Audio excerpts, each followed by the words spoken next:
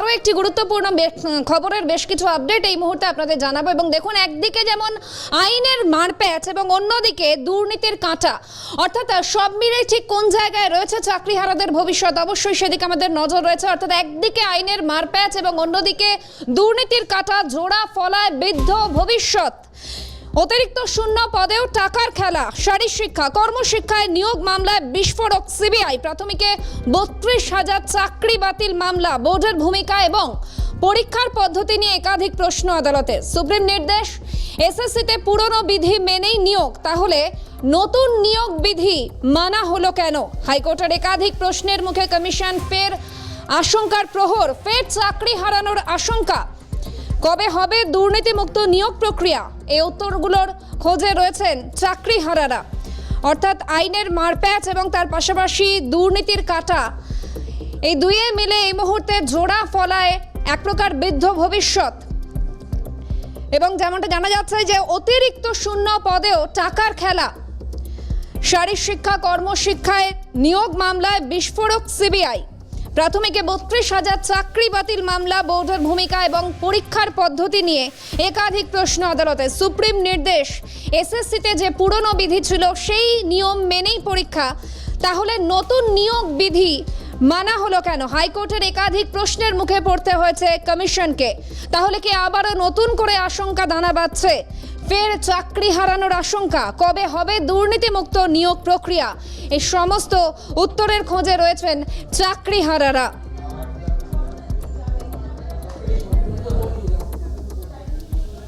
আর এই পরিস্থিতিতে একদিকে যেমন আশঙ্কার প্রহর, চাকরি হারানোর আশঙ্কা রয়েছে, উত্তরের খোঁজে রয়েছেন চাকরিহারারা। তাদের এই মুহূর্তে ঠিক কী প্রতিক্রিয়া শোনাবো আপনাদের। ময়লাটা নিজের হাতে লেগে আছে, এই পুরো পরীক্ষা ব্যবস্থার মাধ্যমে পরীক্ষাটা নিয়ে পুরো পরীক্ষা ব্যবস্থার মাধ্যমে গিয়ে পুরো হাতের ময়লাটা ধুয়ে ফেলা, এটা অভিসন্ধি। আর একটা অভিসন্ধি, আমার ব্যক্তিগত মতামত, এটা সম্পূর্ণই, সেটা হচ্ছে যে টেন্টেডদেরকে আবার কোনো না কোনোভাবে কোনো না কোনো পথে আবার চাকরিটা পাইয়ে দেওয়া। সেখানে অনেক রকম মানে স্টেপ আছে, যেমন একাডেমিক আছে, বা আমাদের জন্য কিছু দেওয়া হয়েছে, নাম্বার দেওয়া হয়েছে যারা আমরা চাকরি করতাম। তারপরে হচ্ছে ইন্টারভিউ আছে।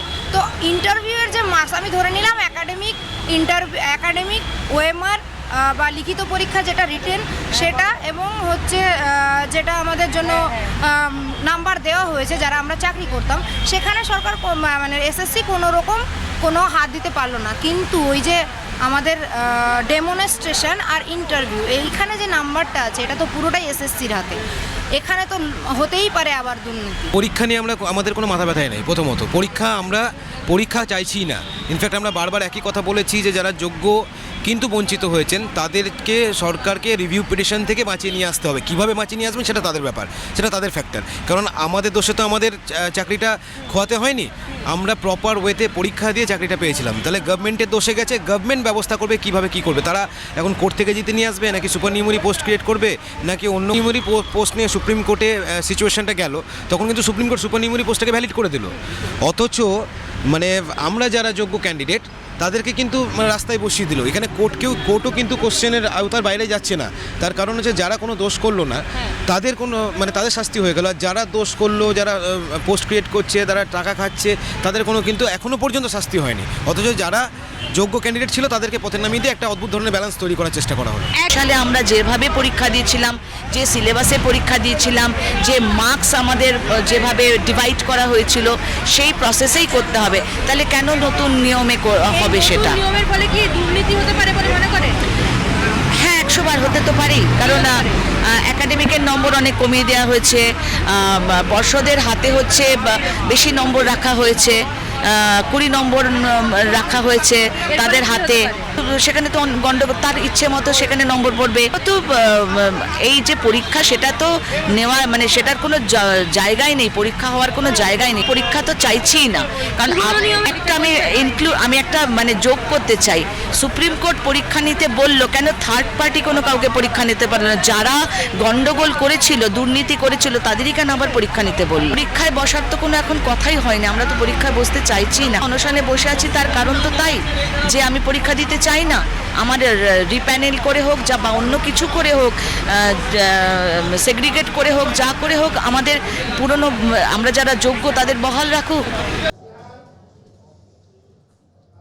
কবে হবে দুর্নীতিমুক্ত নিয়োগ, এই উত্তরের খোঁজে রয়েছেন চাকরিহারারা এবং তাদের প্রতিক্রিয়া আপনাদের শোনালাম। এরই মাঝে আচার্য সদন অভিযান চাকরিহারাদের এবং চাকরি ফেরানোর দাবিতে এই কর্মসূচি তাদের। আজ ফের চাকরিহারাদের আচার্য সদন অভিযান চাকরি ফেরানোর দাবিতে কর্মসূচি চাকরিহারাদের। একদিকে আশঙ্কার প্রহর, ফের চাকরি হারানোর আশঙ্কা, কবে হবে দুর্নীতিমুক্ত নিয়োগ, এই উত্তরের খোঁজে রয়েছেন চাকরিহারারা এবং এই মুহূর্তে তারা কি ভাবছেন তাদের প্রতিক্রিয়া যেমন আপনাদের শোনালাম। বারবার পরীক্ষা নিয়ে হাতের ময়লা ধুয়ে ফেলাই অভিসন্ধি, হাইকোর্টের মামলা প্রসঙ্গে প্রতিক্রিয়া দিয়েছেন চাকরিহারারা। পাশাপাশি চাকরিহারাদের আচার্য সদন অভিযান সরাসরি এই মুহূর্তে সঙ্গে রয়েছেন প্রতিনিধি রেশমি দাস। রেশমি, চাকরিহারাদের আচার্য সদন অভিযান এই মুহূর্তে ঠিক কি ছবি?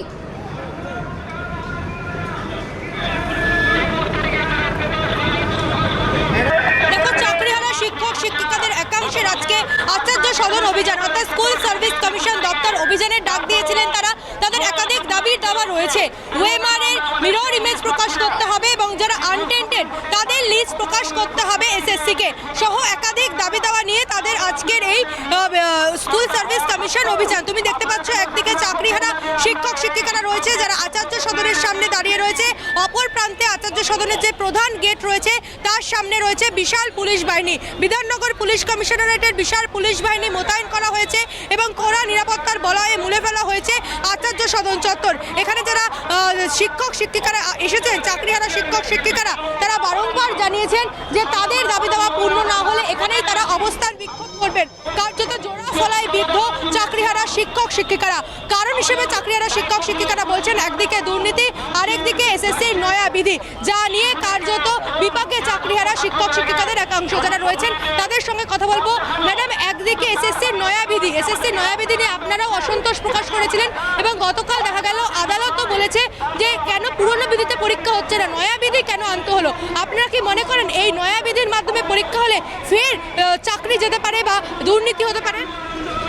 সমাজ কি বিশ্বাস করে যে এই সরকার আর কোনো কালে নিয়োগ করবে? একটা নিয়োগের ধাক্কাই সামলাতে পারছে না। আর এটা তো একদম জলের মতন পরিষ্কার। এই নিয়োগ পদ্ধতির মাধ্যমে ওর দায়বদ্ধতা শুধুমাত্র যে ৫,০০০ জন দুর্নীতিপরায়ণ হয়ে এই প্যানেলে ঢুকেছিল তাদেরকে পুনর্বহাল করার।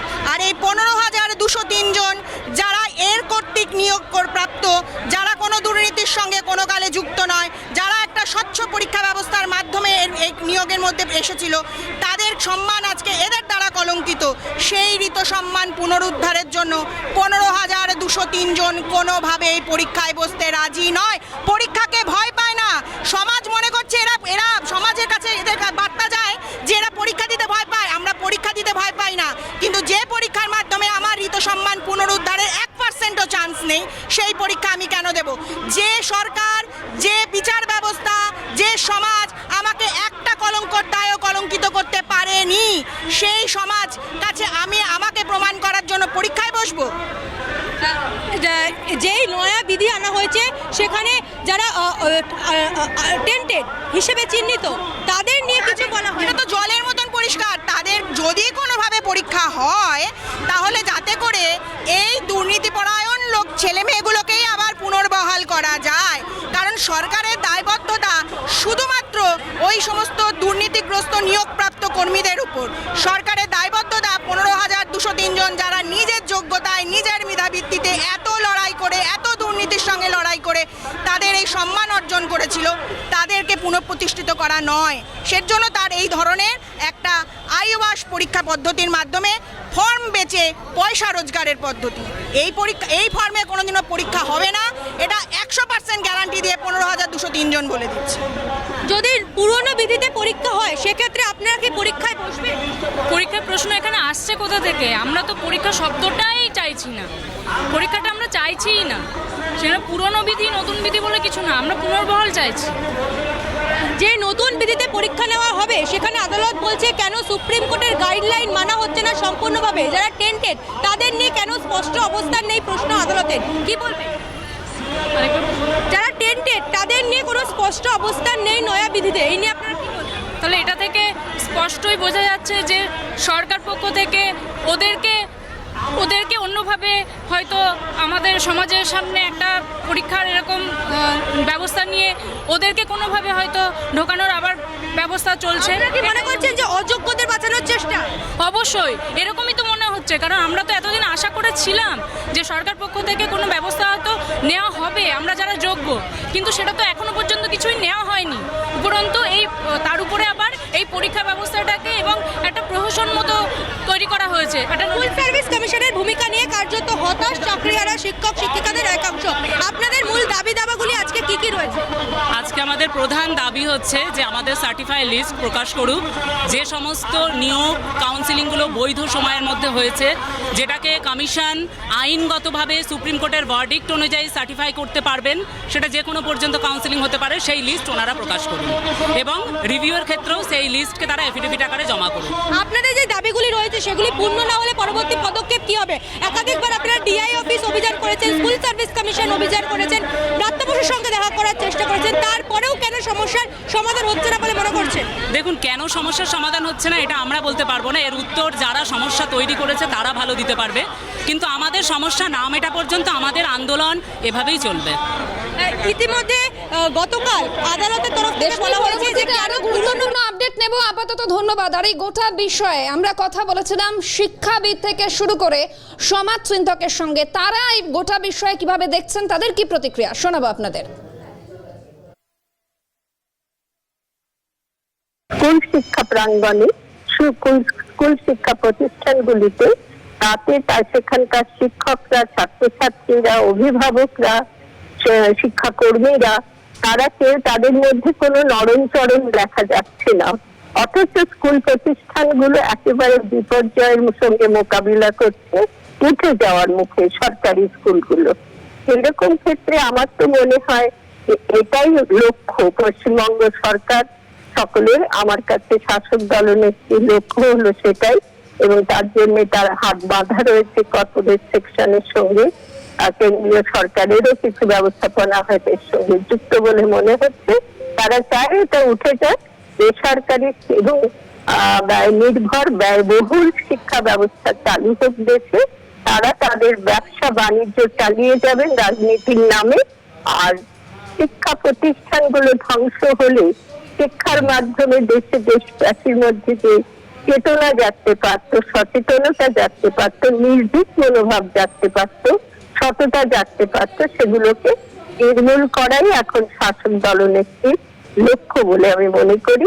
আইনে যখন গিয়ে পড়েছে, আইনের সুযোগ সবাই নেবে, যারা অপরাধী তারাও সেই সুযোগটা নেয়, ফলে একটা কোনো আইন সমাধান দিতে এগিয়ে আসে তো আরেকটা পাল্টা আবেদন তৈরি করা হয়, এখানে সরকার যেমন করছে, তার ফলে ব্যাপারটা পিছিয়ে যাচ্ছে। আমার মনে হয় তারা অনেকদিন, শিক্ষকরা অনেকদিন অপেক্ষা করেছেন, যারা যোগ্য শিক্ষক আরো একটু অপেক্ষা করতে হবে। ধৈর্য ধরা ছাড়া কোনো উপায় নেই, কারণ আইনের ওপরেই আমাদের নির্ভর করতে হবে।